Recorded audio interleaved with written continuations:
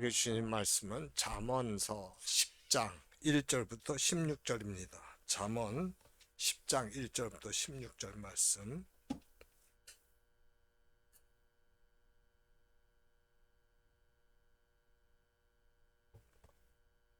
잠언 10장 1절부터 16절 말씀을 우리가 한 절씩 교독하겠습니다. 솔로몬의 잠언이라 지혜로운 아들은 아비를 기쁘게 하거니와 미련한 아들은 어미의 근심이니라.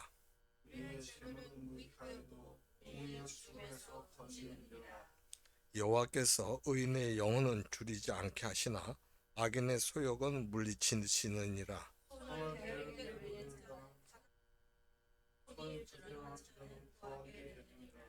여름에 거두는 자는 지혜로운 아들이나 추수 때 자는 자는 부끄러움을 끼치는 아들이니라.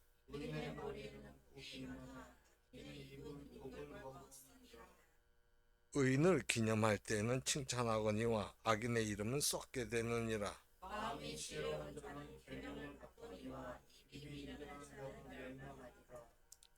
바른 길로 행하는 자는 걸음이 평안하려니와 굽은 길로 행하는 자는 드러나리라.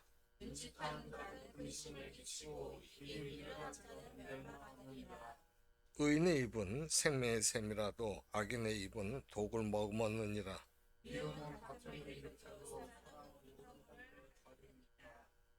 명철한 자의 입술에는 지혜가 있어도 지혜 없는 자의 등을 위하여는 채찍이 있느니라.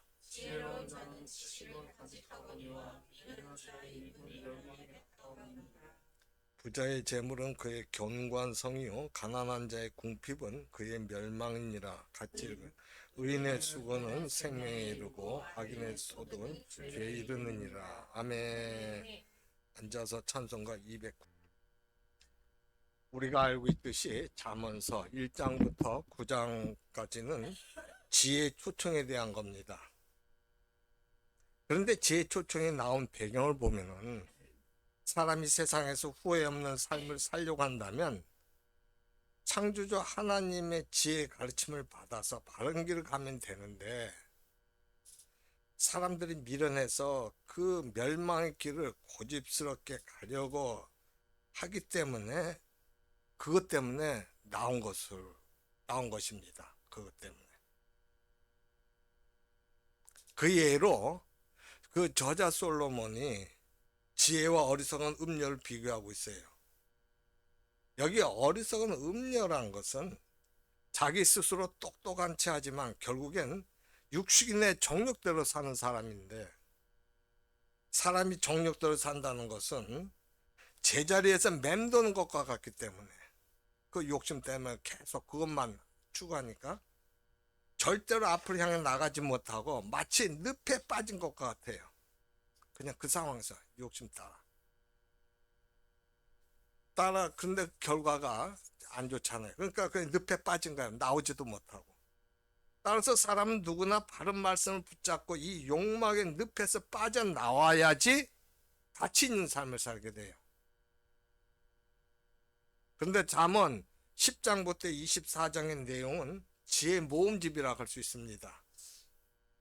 이건 하나의 말씀 중에서 꽃에 해당하는 부분을 모아서 꽃다발로 만든 거예요. 따라서 어떤 부분은 세상의 지혜와도 비슷한 내용이 있을 때도 있어요. 왜냐하면 이 꽃 저 꽃을 가지고 꽃다발을 만들다 보니까 하나님의 지혜나 세상 지혜나 비슷한 꽃으로 보일 수도 있기 때문에. 그러나 중요한 것은 그 뿌리나 줄기는 다르다는 거예요. 그러나 불신자는 그 뿌리가 다르다는 걸 모르기 때문에 하나님 지혜의 아름다움을 제대로 몰라요. 그냥 비슷한 걸로 생각하지. 이제 오늘은 그 중에서 10장 1절부터 16절을 보는데 여기에는 자식 농사의 중요성, 재물의 가치, 그리고 의인의 길이 나와 있어요. 먼저 1절 보면 이런 말씀입니다. 솔로몬의 잠언이라 지혜로운 아들은 아비를 기쁘게 하거니와 미련한 아들은 어미의 근심이니라.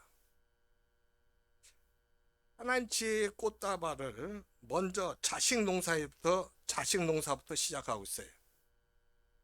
주의할 것은 여기에 지혜로운 아들이란 자식이 공부 잘해서 좋은 대학에 합격해갖고 부모의 마음을 기쁘게 하는 그런 걸 말하는 게 아니라 하나님 말씀의 가르침을 받아서 믿음의 길을 가는 아들을 말합니다. 아마 그 부모의 마음으로는 자식이 공부를 잘해가고 좋은 대학에 합격해서 성공적인 인생을 걸어가는 걸 더 자랑스럽게 생각할 텐데 그건 사실 부모의 미련한 마음이에요. 왜냐하면 부모에게 가장 중요한 것은 자녀가 바른 믿음을 가지고 하나님을 두려워하며 살아야 하는 것이기 때문에 그래요. 그 이유는 믿음의 길로 가지 않은 자녀가 세상적으로 성공하면 처음에는 기쁨을 줄지 몰라도 나중에는 욕심이 통제가 안 돼서 부모의 마음에 고통을 주기 때문에. 즉 그들은 믿음이 없으니까 나중에는 욕심 통제가 안 돼요. 정욕적인 생활에 빠지거나 대형 사고를 저지를 때가 있기 때문에 그런 거예요. 자기가 자기를 통제를 못하는 거예요.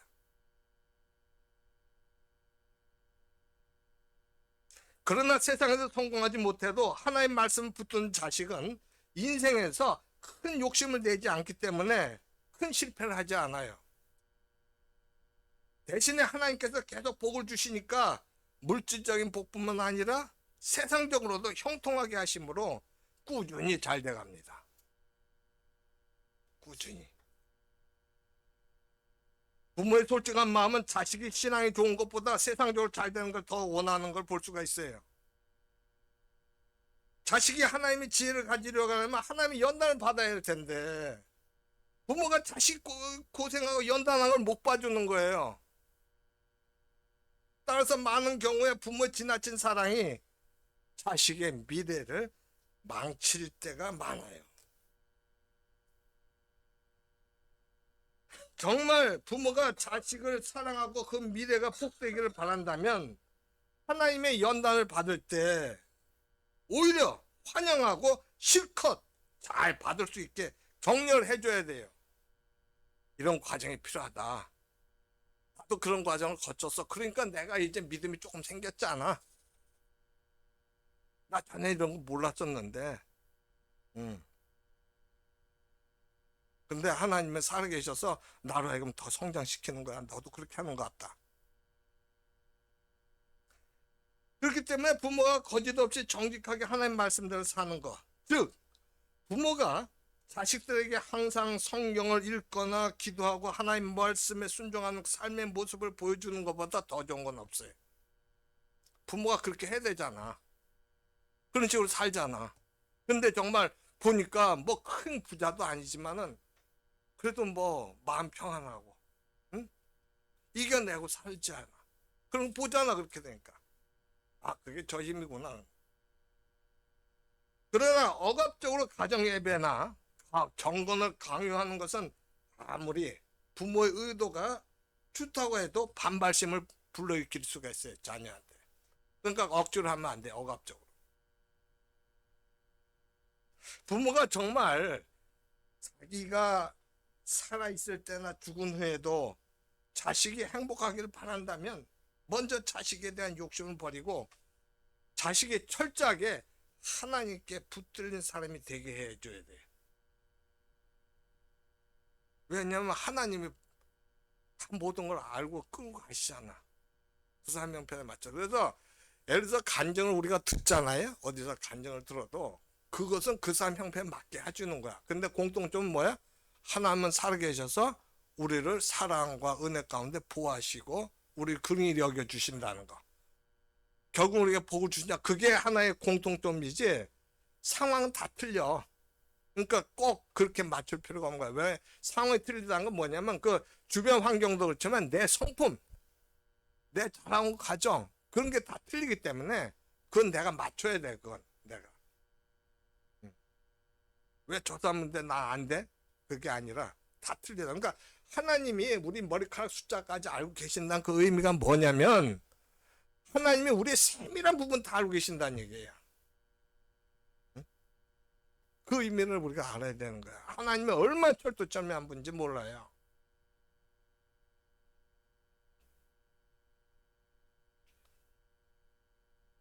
그렇지만 자식이 하나님의 사람이 되기보다 세상적인 성공을 바란다면 그 부모는 자식의 영광과 하나님의 복을 못 보게 돼요.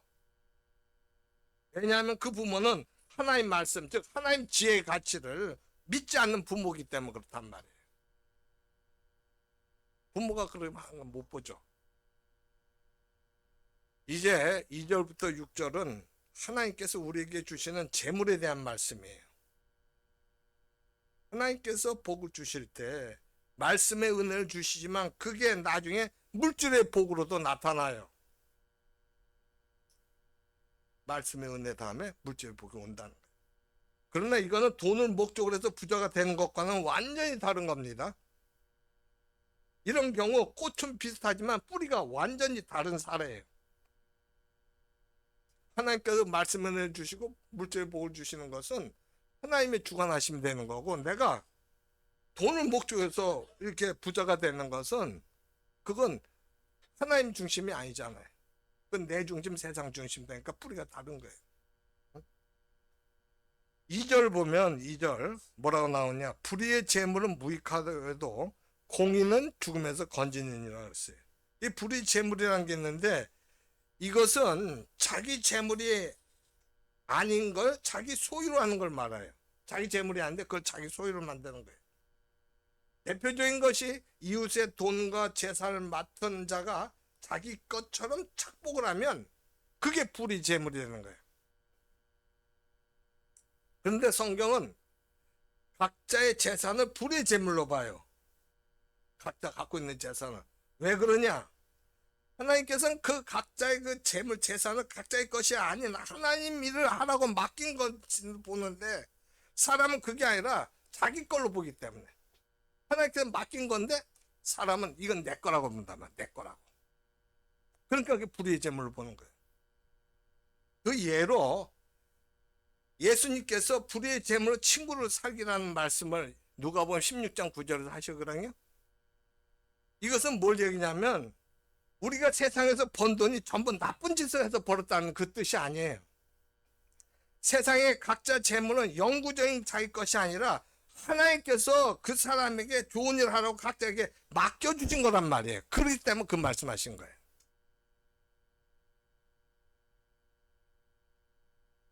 따라서 재물을 모으는 자체가 목적이 돼서 살아간다면 그 사람의 인생은 탐욕의 인생이 될 수밖에 없어요.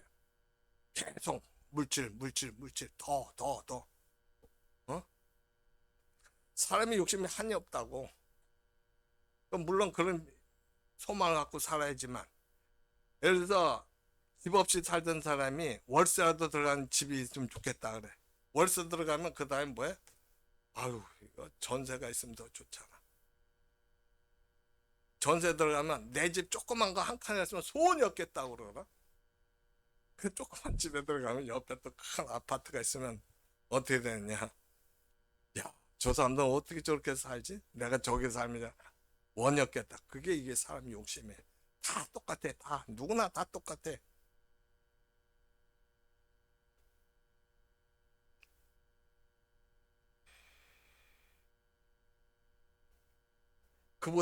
그런데 그것보다 더 불의한 게 뭐냐면 자기 것이 아닌 거를 차지하는 거고 하나님께 주지 않은 걸 가지려 하는 거예요. 그게 더 불의한 거예요. 사람이 세상을 떠날 때 세상의 재물은 숟가락 하나도 못 가져가요. 가져갈 것 같은데 못 가져가요. 아무것도 못 가져가죠. 결국 돈은 세상에서만 통하는 거지 하나님 앞에서는 휴지 조각과 다름이 없는 거예요. 우리가 세상에서 가지고 있는 건 세상에서만 통하지 하나님 앞에서는 아무런 유익이 없어요.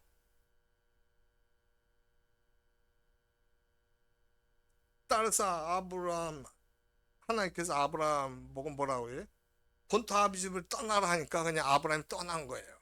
아브라함 그때 당시에 거기서 굉장히 잘 살았더라고. 미국에서 갑부였어, 갑부. 오늘만 미국 갑부였어. 근데 하나님께서 목적지도 안 정해놓고 떠난 거예요. 어떻게 그럴 수가 있어요? 자기 재산 하나도 안 갖고 떠난 거예요. 여러분, 그 당시에는 타지에서 온 사람들 받아들이지도 않아요. 그냥 마음에 안 들면 죽여버리지 안 받아들여요. 근데 떠난 거예요. 자기가 아무것도 안 가지고. 지금 하반절에 보면은 공의는 죽음에서 건진다고 했는데, 여기서 공의란 것은 보편적인 정의로서 그 예로 가난한 자를 돕는다고 했을 때 가난하다고 똑같은 수준으로 돕는 게 아니라, 물질만 가난한 자보다 물질과 질병이 함께 있는 가난한 자가 더 힘들잖아. 그러니까 형편에 맞게 도와주는 걸 말해요. 그 사람 형편에 맞게. 이게 공의예요. 하나님께서는 이처럼 우리 형편에 맞춰 공의를 베푸셔서 우리의 순종과 기도에 응답해 주셔요. 그 사람을 아니까. 그 사람 상황을 아니까. 그 사람 마음을 아니까. 그런데 우리가 이런 은혜와 사랑의 하나님 말씀을 가볍게 여겨 불순종하면서 자기 생각대로 살면은, 또 기도도 하지 않으면서 세상 방식대로 살려고 하면 하나님께서도 우리를 건져주지 않으셔요. 무감각해져요. 왜냐면 나쁜 짓을 하는 사람이나 좋은 일을 하는 사람이나 하나님 일을 하는 사람 똑같이 할 수는 없는 거 아니에요. 하나님 사람인데 나쁜 짓을 하면 고쳐주기 위해서도 가만히 계시는 거예요. 버릇을 고쳐줘요. 하나님은 어떤 분이냐? 우리가 전부가 예수 그리스도처럼 되기를 원하셔요. 근데 내가 예수 그리스도처럼 못 돼요. 내 힘으로는. 누구의 힘이 필요해요? 내 하늘에 계셔서 지금 하나님 우편에서 나를 위해 기도해 주신 예수 그리스도, 그 마음과 성품, 그리고 내 안에 계신 성령님의 능력으로 있어야지 내가 그렇게 되지. 내 힘으로는 도저히 안 되는 거게. 그럼 될 수가 없어요. 근데 하나님은 그렇게 되기를 원하신다고. 우리가, 그러니까 삼위일체 하나님 우리가 의지하라는 거예요. 삼위일체 하나님을 어떻게 하든 우리가 부려먹으라는 거야. 속된 말로 하면. 그분들은 우리를 도와주시는 거지만, 근데 우리는 활용을 안 하려고 그러잖아. 조금만 세상을 보고 나를 보잖아. 그건 너무 안타까운 거, 하나님.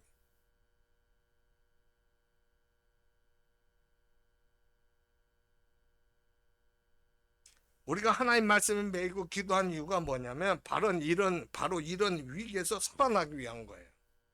내가 거기서 살아나려. 이제 3절 보면, 여호와께서 의인의 영혼은 줄이지 않게 하시나 악인의 소욕은 물리치시느니라. 지금 하나님께서 의인에게 뭐라고 그래요? 의인의 배가 아니라 의인의 영혼을 줄이지 않게 하신다고 하잖아. 아니, 지금 의인이라고 배가 고프잖아. 그러면 배부터 해결해 줘야 되는데 왜 영혼을 줄이지 않게 하신다고 해? 그게 왜 그럴까? 그게 이유가 뭘까? 그 이유가 뭐냐면, 의인에게 중요한 것은 그 배보다도 영혼이기 때문에 그래요. 왜냐하면 음식을 한두 끼 안 먹어도 쓰러지지 않지만 하나님 말씀을 계속 먹지 못하면 그 영혼은 쓰러져 죽기 때문에 그래요. 다시 말해서 우리가 하나님 말씀을 믿으면 하나님은 우리와 거래를 하시는데, 그것은 하나님께서 우리 죄와 죽음은 다 가져가시고 하나님 안에 있는 의를 우리에게 넘겨주실 뿐만 아니라 육신에 먹을 것도 반드시 주기 때문에 그런 거예요. 우리 영혼이 살 때, 우리가 영혼이 하나님과 하나가 되면 우리에게는 뭐 죄, 죽음 다 가져가셔. 하나님 의를 우리에게 주셔. 그뿐만 아니라 우리 육신의 것도 다 채워주신단 말이야, 하나님이. 하나님 그렇게 하시는 분이야. 그래서 영혼을 줄이지 않게 하는 거야, 영혼. 그래서 그 의미예요, 지금. 따라서 예수님께서 뭐라 하냐면, 사람이 떡으로만 살 것이 아니라 하나님의 말씀으로 산다는 말씀하셨어요. 이처럼 우리가 하나님의 말씀을 먹으면 우리는 영혼뿐만 아니라 육신도 살게 돼 있어요. 그렇게 돼 있는 거예요. 이 법칙이 그래요. 하나님은 우리가 하나님의 자녀로 살아가길 원하셔요. 고아가 되기를 원하지 않아요. 얼마나 불쌍해요, 고아는. 하나님께서 은혜와 사랑 가운데 우리를 보살펴 주시고 그 안에서 우리가 마음껏 예수 그리스도 중심으로 하나가 되기를 원하시는 거예요. 그걸 원하셔요. 그거 다 보장해 준다는 거예요. 반면에 악인의 소욕은 물리친다고 하셨는데, 악인이란 것은 그 마음에 하나님의 말씀을 살 것이다, 그 마음에 하나님의 말씀에 최고 가치를 둬요. 그렇게 하지만은 자기 야망에 욕심대로 사는 사람 말이에요. 이런 사람은 아무리 성공하거나 돈을 벌어도 마음에 만족함이 없어요. 왜냐하면 그 마음은 언제나 배가 고프듯이 허전하기 때문에. 여러분, 우리는 저를 한번 보실래요? 우리는 하나님만이 우리를 채울 수 있어요. 세상 거는 채워지질 못해요. 왜 그래요? 하나님 형상을 만들어졌기 때문에. 그래서 우리가 정말 기쁜 것은 아무것도 없어도 내가 하나님과 하나 돼 있다, 돼 있는 거, 살아계신 하나님과 하나 돼 있는 걸 내가 알고 있으면은 든든해요. 근데 아무리 많아도, 내가 높은 권력 갖고 있고 명예가 있고 지식이 많아도 하나님이 나와 함께 하지 않는다는 걸 알면 그때부터 불안하고 초조해지고 못 살아요, 못 살아. 그 솔로몬이 그랬잖아요. 헛되고 헛되니 모든 것이 헛되도다. 솔로몬이 당대 임금주의 최고의 그 지식과 권력과 물질과 모든 게 있었던 사람이야. 근데 솔로몬이 뭐라고 그래? 헛되고 헛되며 모든 것이 헛되도다는 거야. 세상에서 하나님 없이 자기가 살아보니까 그렇다는 거야. 우리는 세상에서 하나님 없이 내 마음대로 모든 걸 누리길 원하지 않아. 그럼 내 마음대로 하잖아.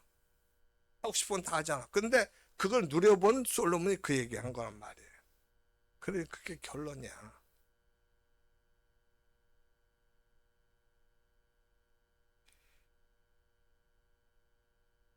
아무리 성공해도, 아무리 돈을 벌어도 만족감이 없어.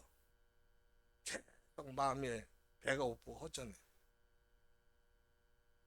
따라서 하나님께서 이런 사람의 소욕을 물리친다고 하셨는데, 그 이유가 뭐냐면 그런 사람의 소욕은 끝이 없기 때문에 그래요. 채워도 안 채워져서. 결국 하나님께서 이런 사람 싫어하셔갖고 이런 사람이 자꾸 더 달라는 걸 듣기 싫어하고 물리치셔요.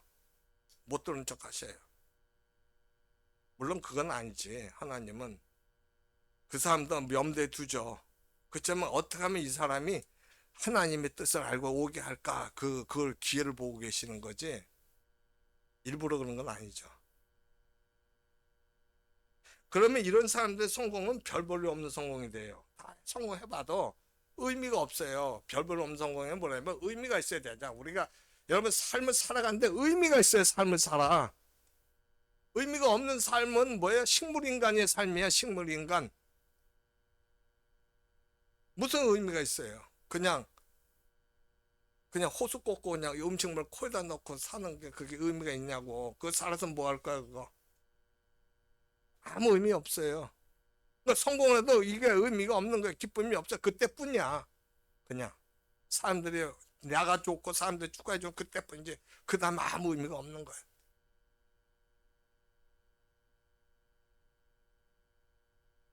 4절 보면 손을 게으르게 놀리는 자는 가난하게 되고 손이 부지런한 자는 부하게 되느니라 그랬어요. 손을 부지런하게 놀린다고 나오는데 이것은 일을 많이 하는 걸 말해요. 근데 이게 잘못 생각하게 되면 어떤 식으로 생각하냐면 죽으라고 일을 많이 하면 모두 부자가 될 수 있다는 식으로 생각할 수가 있거든. 근데 이런 사람들의 공통점은 뭐냐면 하나님을 모르고 세상에서 매우 잘 살아보려고 열심히 일을 하는 거예요. 그러나 여러분, 하나님께서는 애굽의 노예로서 열심히 일했던 이스라엘 백성들 하여금 출애굽 후에 광야 생활할 때 일하지 못하게 하셨어요. 하나님 말씀 따라 움직이는 훈련을 시키셨어요. 그 다음에 가서 하나님 말씀 따라 움직이는 훈련이 되니까 가나안 땅 정복하게 한 거예요. 절대 일 많이 했다고 되는 게 아니라고. 우선 우리가 하나님 말씀에 순종하는 게 있어야지 그 다음에 하나님께서 일을 하시지. 직접 그 사람하고 그걸 갖게 하시지. 왜? 우리에게 아무리 많은 걸 줘도 우리가 감당을 못해요. 그거 갖고. 어? 어린애에게 맞아 뭐 돈 많이 줘봐요. 걔들 감당해요? 감당 못해요. 따라서 부전히 손을 놀린다는 것은 애굽 노예처럼 먹고 살기 위해서 죽도록 일하라는 뜻이 아니라 하나님의 말씀을 붙잡았을 때 오히려 세상에서 살아갈 길이 보이지 않을 때가 있는데 그때 우리는 안정된 직장, 출세 잘 생각하지 말고 하나님께서 길을 열어주신 대로 무엇이든 열심히 하는 걸 말해요. 그렇게 하라는 거예요.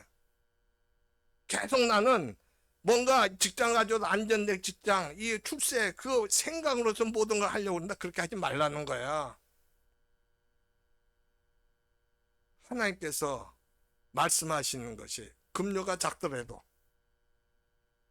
하나님께서 말씀해 주신 곳이면 그곳에 가서 최선을 다하라는 거야. 그러면 우리의 길이 열리게 된다는 거예요. 따라서 4절은 세상에서 죽어라고 일한다고 부자가 되는 게 아니라 하나님께서 우리에게 부흥을 주시고 할 일을 주시면 게으르지 말고 죽을 힘을 다해 하나님이 주신 복에서 최선을 얻어야 한다는 거예요. 그걸 얘기하는 그거. 많이 있다고 해서 행복한 게 아니에요. 적게 있다고 해서 불행한 게 아니에요. 불편하고 편안한 거 차이예요. 편안한 거 평안은 또 달라요, 여러분. 의미를 알아요? 편안한 건 육신적으로 편안한 거고 딴 의미가 없어요. 평안한 건 뭐예요? 영혼이 평안한 거예요. 영혼이 편안해서 마음, 이 육신적으로 평안한 게 평안한 거야. 그게 진짜 평안이야. 그게 샬롬이야, 그게 샬롬. 편안한 건 그냥 육신만. 그럼 뭐야, 그건? 이제 5절에 이게 이제 5절에 나와. 그게 그 말에 대해 해석이 5절에 나와요. 같이 읽어봐요. 시작. 여름에 거두는 자는 지혜로운 아들이나 추수 때 자는 자는 부끄러움을 끼치는 아들이니라. 여기 여름이 나오자. 이 여름이 뭘 얘기하냐면 그 당시에 가장 중요한 보리나 밀을 추수한 시기가 여름이었어요. 그래서 추수 때 한마디로 말하면 추수 때 거둔 자가 지혜로운 아들이. 근데 추수 때 거둬야 되는데 자는 자는 부끄러움을 끼치는 아들이란 말이에요. 응?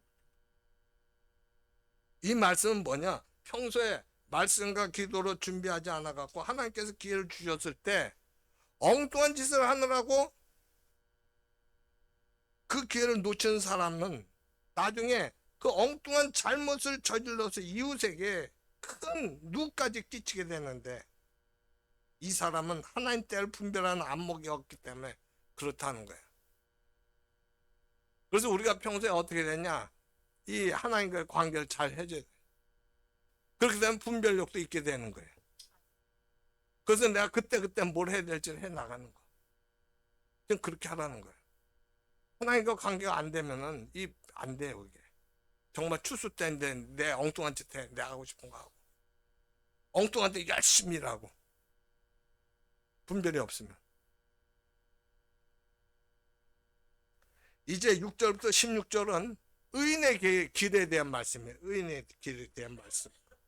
성경을 보면 계속 이 성경에서 세상에는 의인의 길과 악인의 길이 있다고 하거든요. 근데 의인은 뭐냐? 의인은 어떤 사람이냐면 하나님을 믿고 하나님께 자기 인생을 맡긴 사람을 의인이라고 그래요. 악인은 뭐냐? 자기 인생을 자기가 책임질 수 있다고 생각하고 자기 의지대로 살아가는 사람. 그게 악이냐. 근데 여러분 가만 봐. 지금 여기 이제 이러는 게 있는데 문제가 있는데 그게 뭐냐면 우리가 예수님 믿으면서 가장 힘든 부분이 바로 이 부분이라고. 어떤 부분이야? 내 인생을 내가 책임져야지 하나님이 책임져서 되겠느냐. 그렇게 생각하는 거야. 그런 하나님께서는 우리를 중증장애인으로 생각하시거든요. 그러니까 우리 인생 전체를 하나님께 맡겨야 한다고 말씀하셔요. 왜냐하면 그렇게 하자면 우리는 악인이 그렇게 가게 되기 때문에. 하나님께 모든 걸 안 맡기면 우리는 악인의 길을 나도 모르게 가게 돼요.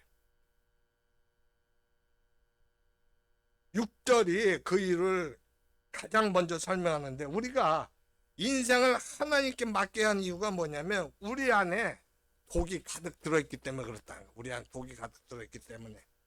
한번 6절 한번 봅시다. 6절에 보니까 뭐라 나와요? 의인의 머리에는 복이 많아 악인의 입은 독을 머금었느니라 그랬어요. 여기서 의인의 머리는 뭘 얘기냐면 의인의 생각을 얘기해요. 인간은 생각에 따라서 천사같이 될 수 있고 악마같이 될 수 있어요.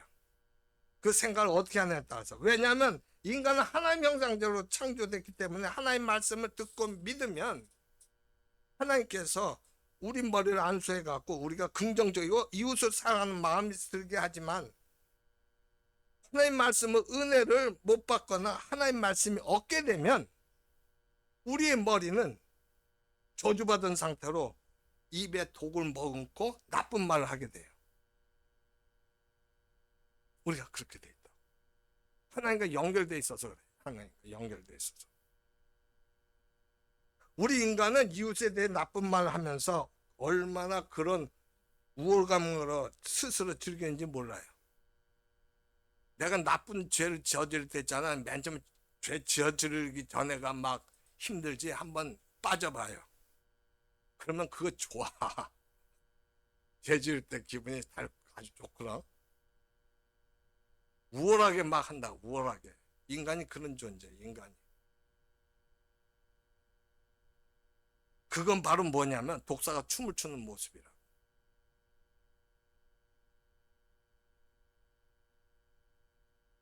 따라서 인간에게 중요한 건 뭐냐면 인간 안에 있는 독을 버리는 거예요. 독을 버려야 돼. 우리 인간 안에 있는 독을. 독을 버리는 방법이 뭐냐? 하나님의 말씀을 듣고 은혜를 받는 수밖에 없어. 왜냐하면 하나님 말씀은 사랑의 말씀으로서 자기 인간 자신 안에 있는 독을 중화시키고 하나님의 사랑이 그 안에 채워지기 때문에 그런 거예요.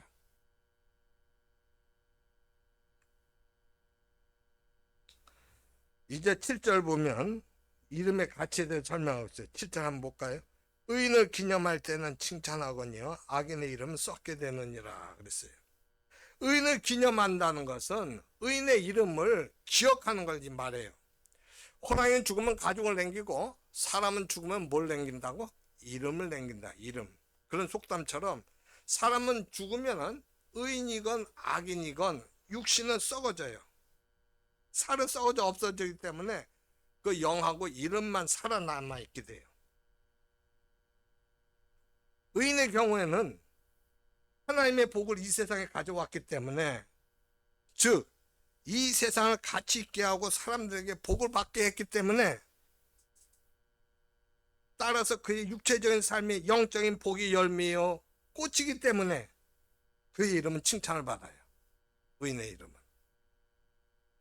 반면에 악인은 세상에 너무나 좋은 것들 즉 돈과 권력과 명예 등이 많아서 그것들을 긁어 모으느라고 정신이 없었지만 인생을 다 살고 나니까 결국 그 모든 것들은 모래장난만 실컷 한 것 같이 돼요. 그럼 다 그래 해봤어.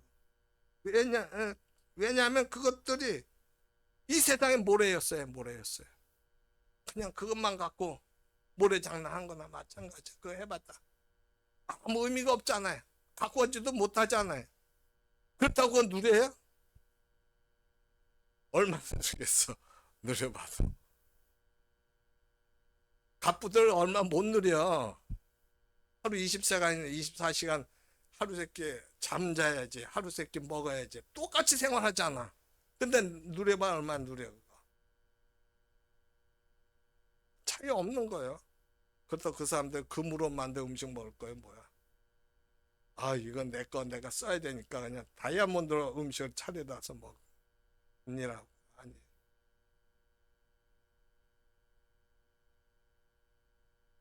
그렇기 때문에 이 세상에서 세상만 바라보고 산 사람이 가장 어리석고 미련한 사람이란 말이에요. 따라서 그 사람들의 진정 성공이란 건 진정한 성공이 아니라 썩은 성공이에요. 썩은 성공. 여기 나온 것처럼. 응? 악인의 이름은 썩게 되는. 8절 보면 8절에 마음이 지혜로운 자는 계명을 받거니와 입이 미련한 자는 멸망하리라 그랬어요. 마음이 지혜로운 자는 하나의 말씀의 가치를 믿고 그 말씀의 가치를 아는 사람이 그러니까 그 사람은 삶 속에서 하나님의 구체적인 계명을 받아요. 하나님께서 말씀을 주셔요. 응? 명령도 내리시고 상의도 하시고 그래. 우리는 하나님께서 우리에게 성경만 그냥 던져주고 알아서 하라고 하시는 게 아니라 우리의 실제적인 삶 가운데 우리가 어떻게 행해야 할지 자꾸 가르쳐 주셔요. 내가 예를 들어서 잘못된 일을 하면 하나님께서 어둠을 주셔 어둠. 근데 아예 그냥 밀어붙이잖아요. 근데 내가 바른 길을 하면 바른 일을 하면은 하나님 말씀 만나면 빛으로 확 비춰주신다. 사람마다 다 틀려요. 그럼 그걸 이게 딱 눈치채면 돼요. 사람마다 다 틀린데 그걸 이제 한번 하면 돼요. 우리가 어떤 어려운 문제에 부딪히면 어떻게 해야 할지 막막할 때가 많은데 기도하면 하나님께서 그걸 여과시켜서 어떤 건 버리고 어떤 건 택하게 하시면서 심지어는 어떤 말을 할지도 알려주신다고. 솔직히 다 하나님의 말씀드려봐요. 기도하면서. 뭐 하나님 제가 어떤 말을 해야 돼요? 어떻게 행동을 해야 돼요? 그러나 하나님 말씀 안 듣는 사람은 그런 말들을 여과할 수 있는 장치가 없기 때문에 그 사람들은 마치 매일 독을 한 사발씩 마시면서 살아가는 것 같다. 나중에 안 되니까 결국은 뭐냐? 술로 그걸 풀려고 해도 풀리지가 않았고 결국 멸망한다는 거야.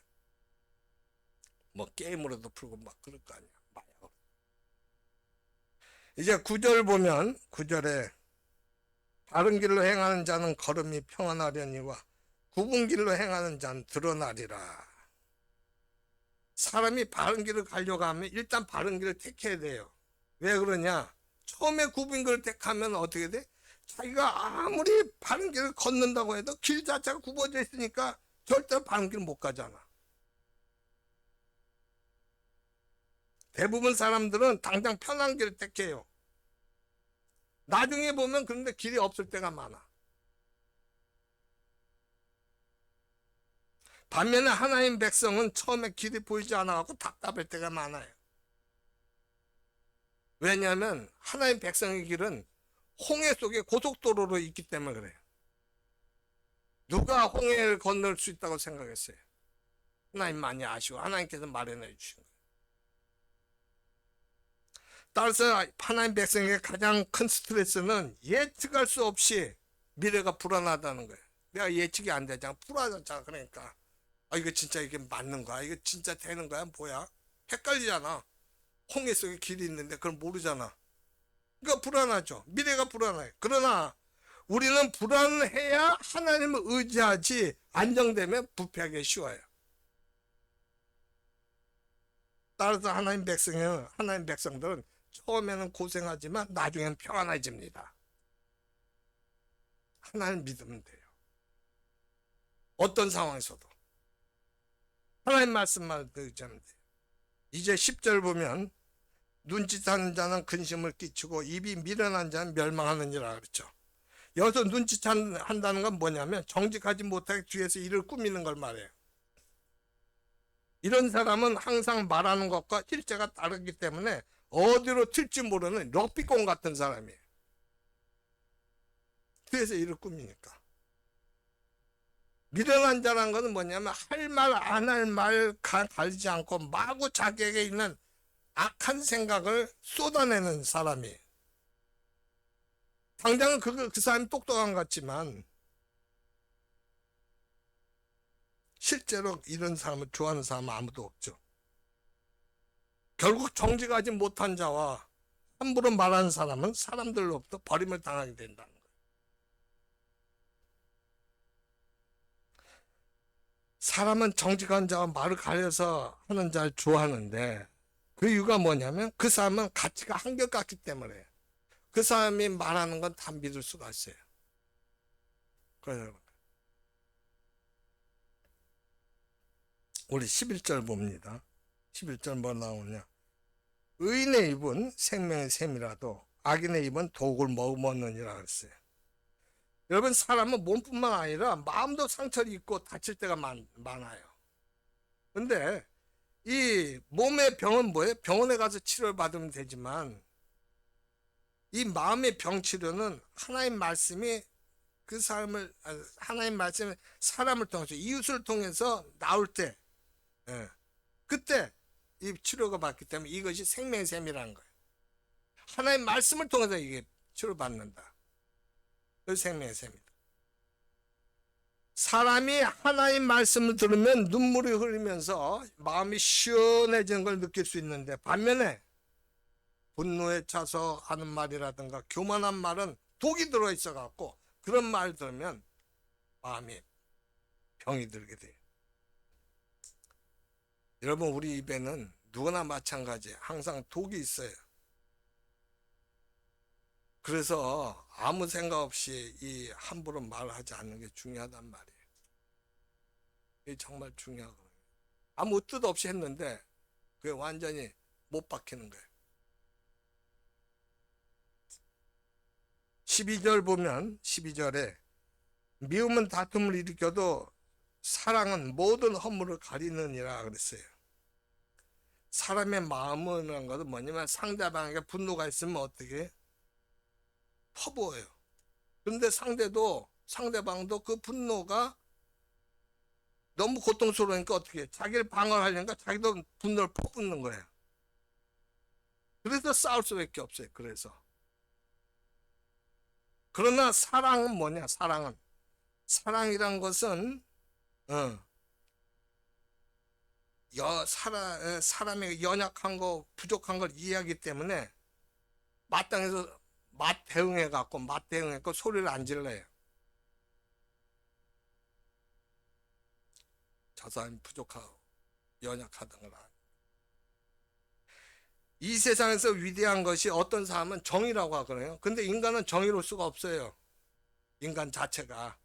예수님을 의지하자면 정의로울 수가 없단 말이에요. 인간 자체는.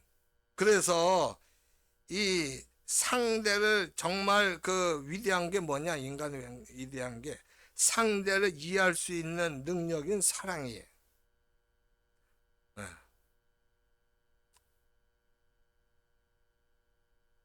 그 예로 부모가 자식을 돌볼 수 있는 것은 뭐냐? 자식을 이해하기 때문에 그렇단 말이에요. 자식을 이해하니까 돌보죠. 13절 보면 13절에 명철한 자의 입술에는 지혜가 있어도 지혜 없는 자의 등을 위하여는 채찍이 있느니라 그랬어요. 명철하다는 건 뭘 얘기하냐면 하나님 말씀을 하나님 말씀을 생활해 갖고 구체적인 지혜가 된 상태예요. 하나님 말씀이 생활 속에서 내가 구체적으로 지혜가 나타나는 거예요. 이게 명철이다. 처음에는 하나님 말씀이 지혜가 안 돼요. 우리가 하나님 말씀 받아도 그게 내 지혜가 안 되잖아. 이 소화가 안 되잖아. 내가 살아온 방식이 다른데. 그래갖고 하나님 말씀대로 살려고 하는 사람이 오히려 미련하다고 채찍을 맞을 때가 있다고. 채찍을. 그런데 하나님께서는 어떻게 하시냐. 하나님께서는 그런 연단을 통해서 나중에는 정말 하나님 깊은 은혜를 주시는데 주위 사람들이 다 복받게 하시고 기도하는 것마다 응답되게 하셔요. 그 과정을 거치면 그래 돼요. 연단을 통해서 내가 이게 이렇게 되는 거야. 이게 이렇게 되는 거야. 명철하게 되려니까 그렇게 되는 거야. 따라서 이 사람 지혜는 그냥 지혜가 아니고 기도하는 지혜요, 응답받는 지혜예요. 그렇지만 처음부터 세상의 요령을 피우는 자는 칭찬받고 채찍에 맞을 짓을 안 해요. 요령을 아니까. 사람 머리로 탁탁하니까 세상 살면서 아니까. 그러나 이런 사람은 자꾸 교만해져요. 자기가 그렇게 하면 된다고 하니까. 그 죄를 쌓게 돼요. 그 죄가 터질 때 수습할 수가 없는 정도가 돼버리는 거예요.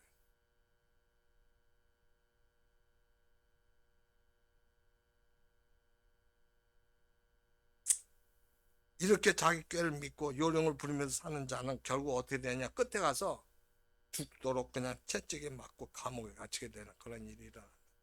채찍에 계속 맞지. 14절 보면 지혜로운 자는 지식을 간직하거니와 미련한 자의 입은 멸망에 가까우니라.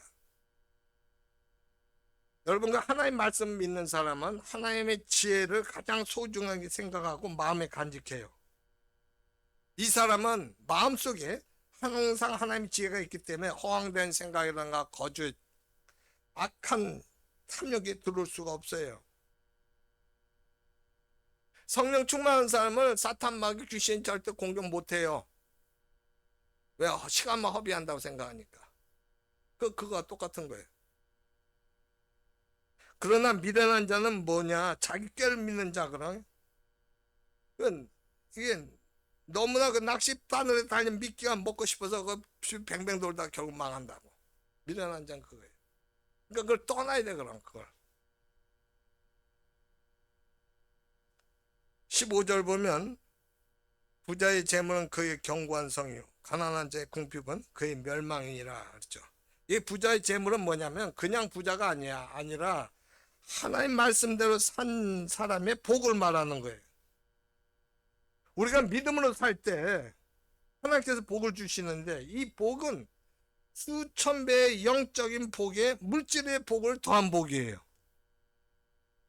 엄청난 거예요. 이 복은 하나님께 지켜주시기 때문에 견고한 성으로 안 무너져요. 결코 무너질 수가 없어요. 여러분, 하나님께 주시는 복은 견고한 성이에요. 그래서 우리가 하나님께 의지하는 거예요. 그렇지만 돈만을 위해서 살아온 사람은 그것이 전부이기 때문에 그 돈이 없어지면 어떻게 돼요? 진짜 아무것도 없게 돼. 그 인생은 멸망하게 되는 거야. 그래서 아무것도 없는 거예요. 자기를 케어해 줄 게 아무것도 없어요. 사람도 없고 주위 환경도 없어요. 16절 보면 의인의 수고는 생명에 이르고 악인의 소득은 죄에 이르느니라 그랬어요. 의인의 수고란 것은 어떤 수고냐면 영혼을 건진 수고예요. 사람들의 영혼, 자기 영혼도 건져줬고 사람들 다른 이웃의 영혼을 건진 수고로서 하나님의 진리로 사람을 살리기 때문에 그의 수고는 생명입니다. 따라서 의인도 살고 이웃도 살아요. 반면에 악인은 욕심을 위해 살다가 보니까 죄에 빠지게 돼요. 결국 욕심으로 사는 사람은 귀한 인생을 살면서 가치 있는 것 없이 죄만 실컷 짓게 돼요. 그렇잖아. 그럴 수밖에 없어요. 그렇게 사니까. 우리 모두 귀한 인생 살면서 자기 머리가 아니라 하나님 지혜를 믿어서 일시적이 아닌 영원히 복된 삶을 살기를 예수 그리스도 이름으로 축원합니다. 이 시간 우리가 이제 성찬치 갑시다.